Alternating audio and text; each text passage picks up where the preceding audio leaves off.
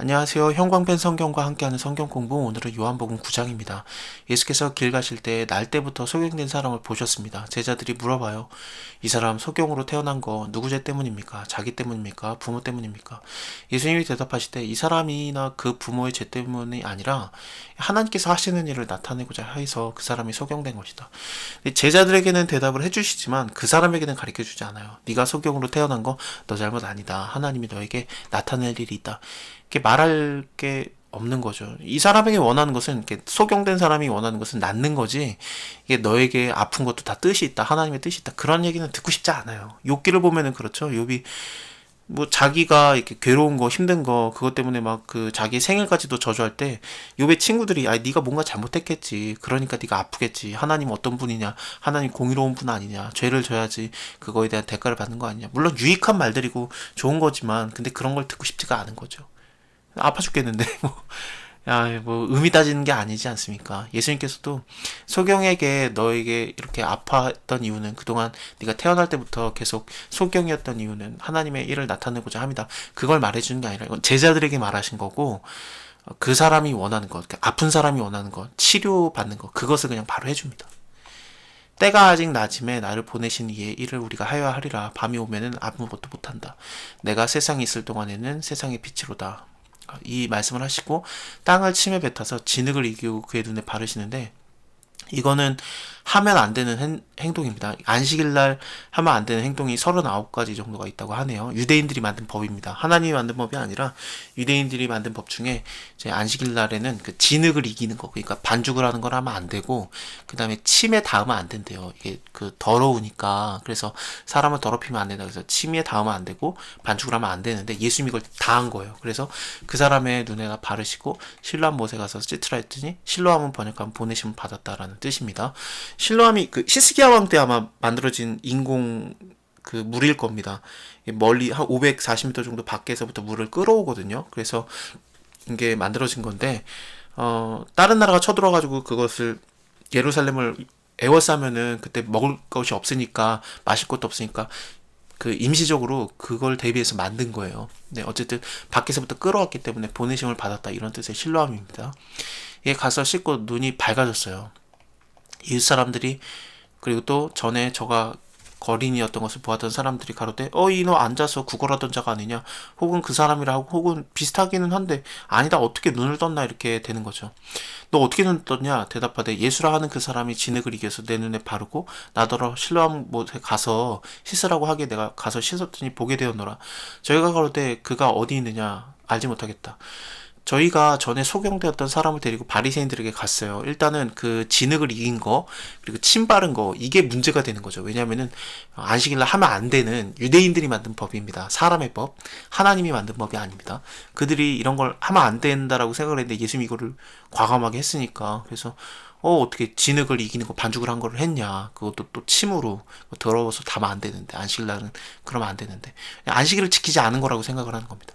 하나님의 명하신 안식일을 안 지킨 게 아니라, 예수님이 바리새인들이 만든, 그러니까 사람이 만든 안식일을 예수님이 지킬 필요가 없었던 겁니다.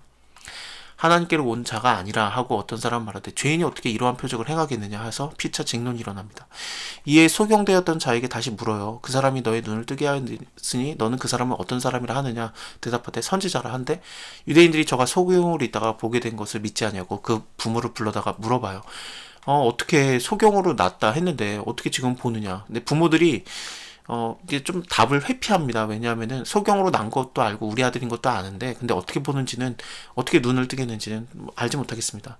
왜냐하면은 그 유대인들이 지금 예수 그리스도를, 그 예수님을 그리스도로 시인하는 자들을 다 출교하기로 결이 있기 때문에, 그것을 두려워해서 부모들이 이렇게, 그가 장성한 자니까 그에게 직접 물어봐라, 이렇게 말하는 거거든요.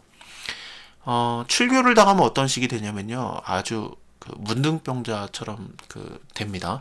그래서 2m 이내로의 접근이 불가능하고, 죽어도 그 고글하거나 그럴 수 없다고 해요. 그래서 완전히 왕따가 된다고 봐야 되겠죠. 그러니까 서로 만나지도 못하고 그렇습니다. 그러니까 이것을 두려워했던 것 같습니다. 이러므로 그 부모가 말하기를, 저가 장성하였으니 저에게 물어보시오 하였더라. 이에 저희가 그 소경되었던 사람을 두 번 불러서 말하는 겁니다. 너는 영광을 하나님께 돌리라. 우리는 그 사람이 죄인인 줄 안다. 그가 죄인인지는 내가 알지 못하나 한 가지 아는 것은 내가 소경으로 있다가 지금은 보는 것입니다. 이게 무슨 뜻이냐면은 메시아라는 뜻입니다. 이사야서를 보면은 소경이 눈을 뜨고 귀머거리가 듣게 되고 벙어리가 말하게 되고 안진뱅이가 일어나는 거, 이거는 메시아가 와야, 그날이 돼야지만 일어나는 거거든요. 땅에서 일어나는 기적들은 뭐 그래 그럴 수 있다 치자 하지만, 하늘에서 일어나는 표적, 하늘에서 오는 표적, 뭐 불이 떨어진다든지 만나가 내린다든지, 그것을 그 예수님한테 계속 요구했었어요. 왜냐하면 땅에서 일어나는 표적들 갖다가는 메시아로 인정하기가 좀 그랬던 거죠. 근데 땅에서 일어나는 표적이라도 소경이 눈을 뜨는 거, 이거는 메시아가 왔다라는 상징이에요. 그러니까 이 소경이 보는 거가 굉장히 큰 일이 일어난 겁니다.